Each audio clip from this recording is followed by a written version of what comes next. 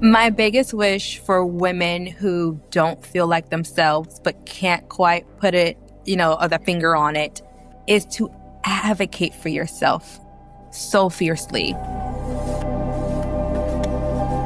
I'm Kai Sorensen, Director of Podcasts at Balancing Life's Issues, and this is your job now. Let's talk about women's health. It wasn't until 2023 that scientists used actual blood to test menstrual products. For decades, manufacturers used saline or water. That's how little attention women's bodies have received in health research. In today's episode, Wendy Wollner sits down with Dr. Mariah Prince-Allen, a nurse practitioner and founder of Telehealth for Her, to explore how women can reclaim their health and how leaders can build hormone-intelligent workplaces. Because women's health isn't just a personal issue, it's a leadership issue. Here's their conversation. Morning, afternoon, evening. We're new to each other, so this is going to be doubly exciting. So go ahead. Let me hear your elevator pitch. Go for it. Who are you? Yeah, so I'm Dr. Mariah Prince-Allen. I am a board-certified nurse practitioner, and I am the owner of Telehealth for Her, which is a virtual women's wellness practice where we help high-achieving women who are executives and entrepreneurs to balance their hormones, fix their gut, and to have sustainable weight loss, but more importantly, to really feel like themselves again. And then I just recently got into corporate wellness consulting, where I've been helping businesses develop what I like to call a hormone-intelligent workplace. So that is a little bit about me, and recently have been a keynote speaker and just recently gave my first TEDx talk. Yes. Yes. You're rocking the world. Yes, I am trying to make a difference in this world when it comes down to women and their health, particularly their hormone health.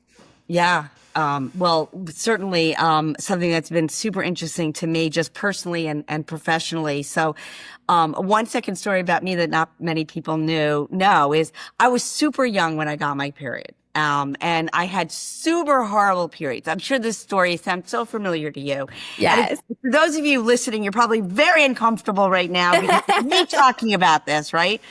And I spent a good chunk of my time being told, suck it up, even by my own mom, who's like my best friend, right? Like, this is being a woman. You're being a woman. You tough it up. Yep. And how old are you? I was 11 when I got. I was 10. 10. Okay. Kindred spirits here, right? Yes. The Thursday, right before I kind of had an idea, I was getting engaged. I was keeled over in pain, rushed to the hospital, and long story short, it was the first of many operations. I had PCOS. At that time, it was called Stein-Leventhal, has changed. Yeah. More. Super common for women, right? Very common. Yes. And it's so interesting to me because, I did end up having hysterectomy. I did take fertility drugs for, 2 of my 3 children. I hope they knew that. They know that now. But the overriding thing, what interests me about you is can you tell I'm an open book? I talk about everything. I love that. Me too. But not this. This was something. And the only reason I ended up telling, would you like to know why I ended up talking about this? I would love to know why. Well, it's so nice of you to ask me. Thank you. I was at an interview with a client. And if you can imagine, I'm on Park Avenue in his office in investment banking on this beautiful white couch. Can you envision this? Yeah. And you mess up the white couch. Piles and piles of blood. Oh, man. And he wants to call 911, which of course I understood. Of course, I knew I didn't need to call 911. Right. And I remember the shame, that horrible, like, this is my fault. I'm the one that blanked it up. I did this. I caused this.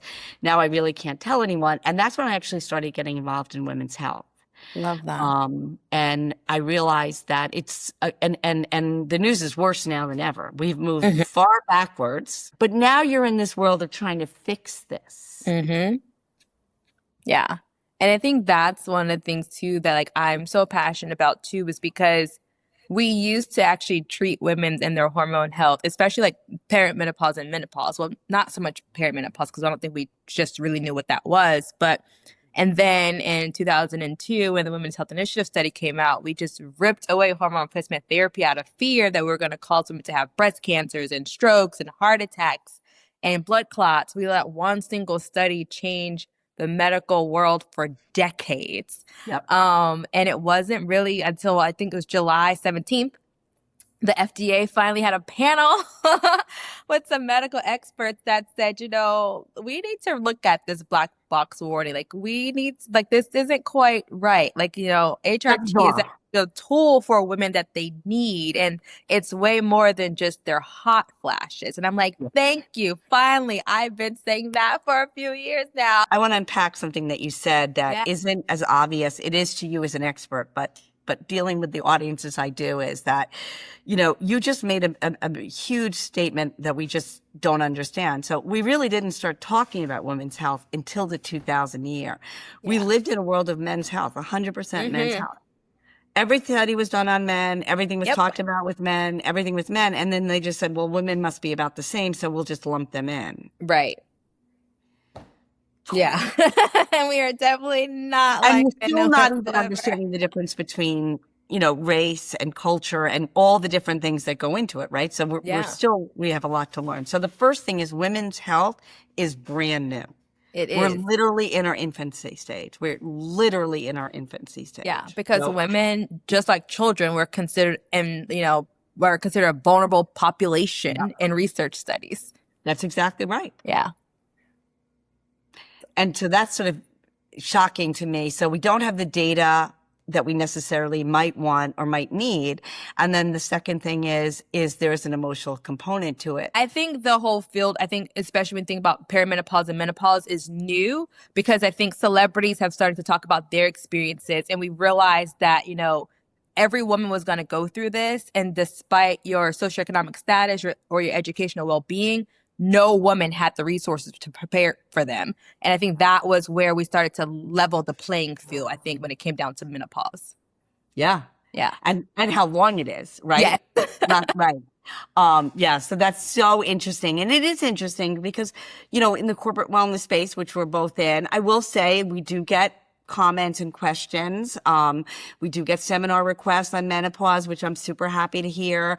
Yeah. Everything you want to know in, 5 minutes. But I thought for the sake of our listeners, I would start with some real tool bag.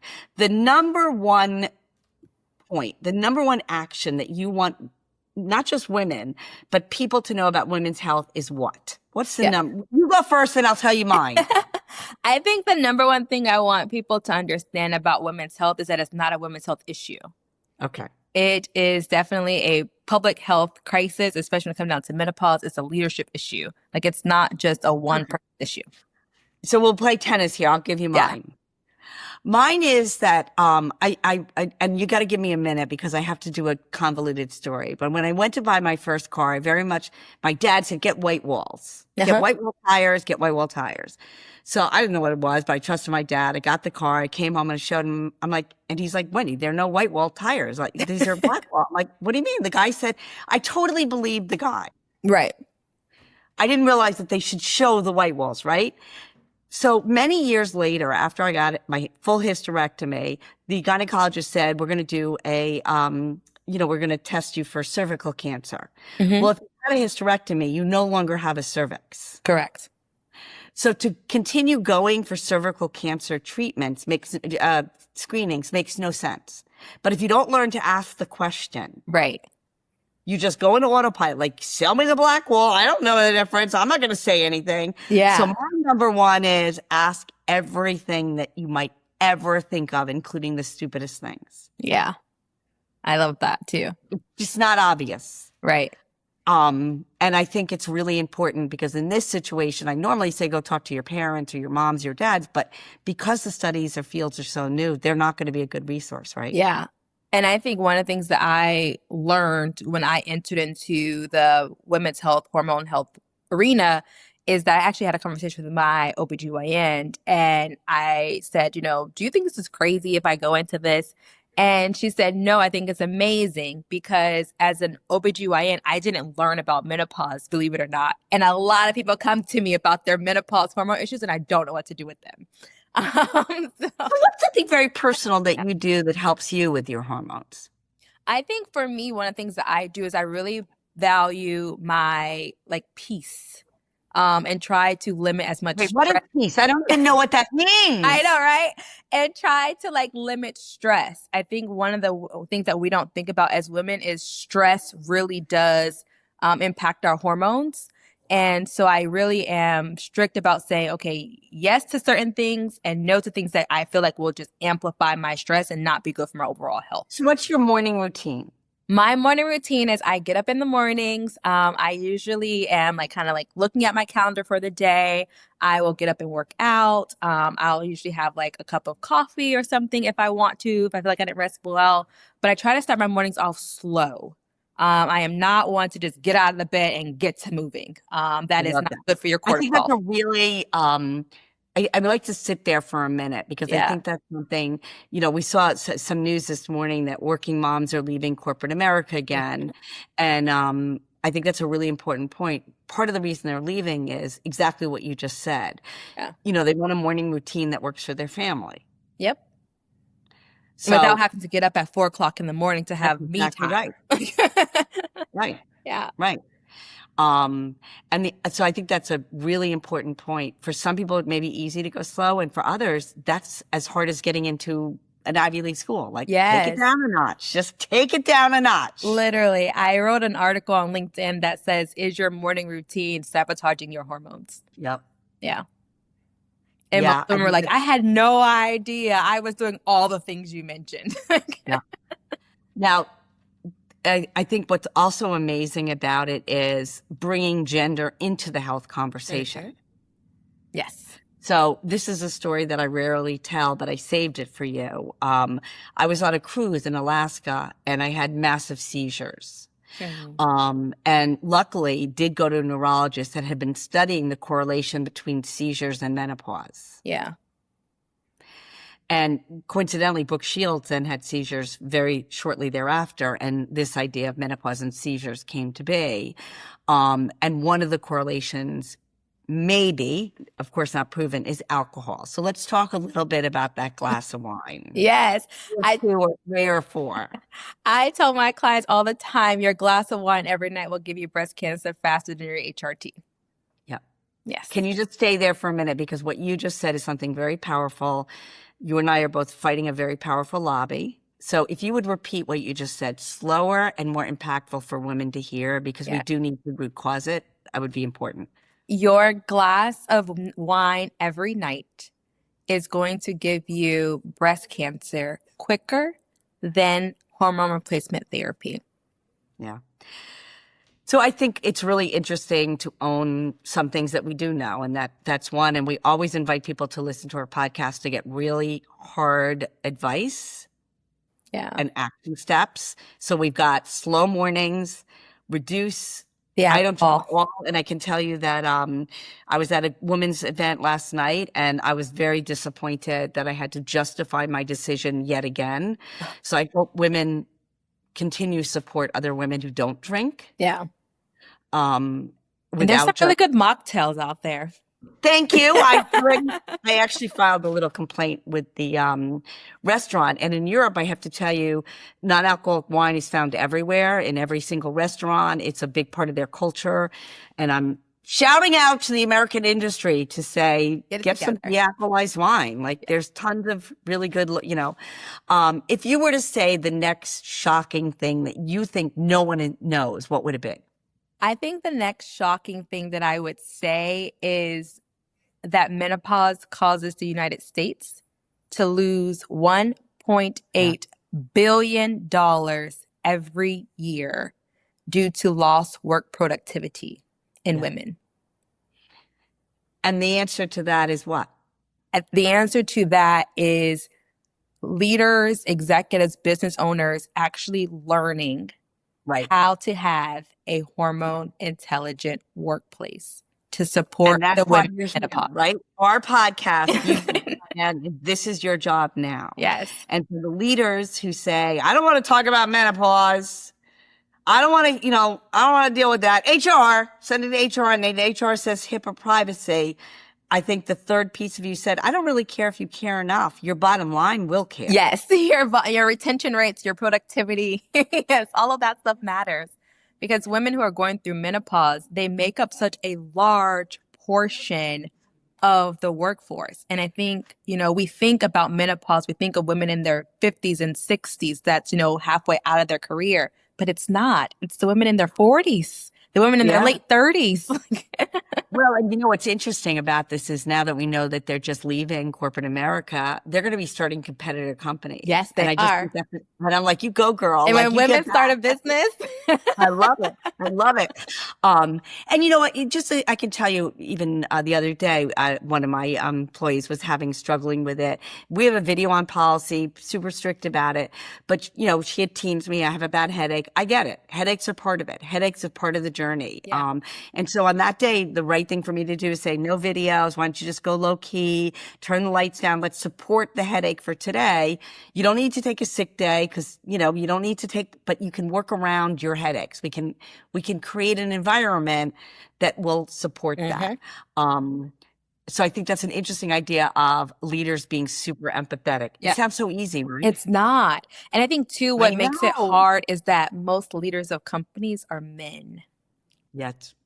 Yeah. So And unfortunately, and I say that with all bias, we've also never had a woman president. no. And I think when we get women in the right positions, we'll see a drastic change in women's health. Yeah. Yeah. I don't know how far we are. So closing tips. What can people do? What is your biggest wish for us right now? Send us off with a bang. My biggest wish for women who don't feel like themselves, but can't quite put it, or the finger on it, is to advocate for yourself so fiercely. If you're not getting the answers that you need from your healthcare provider, find another one. You may have to actually invest in your healthcare.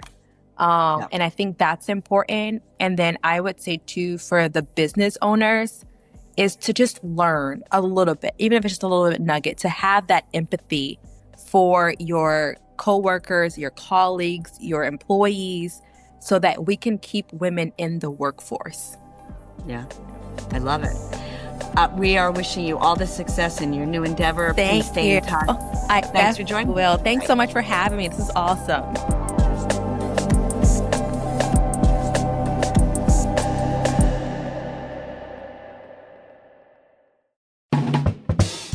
Thanks for listening to This Is Your Job Now, produced by me, Kai.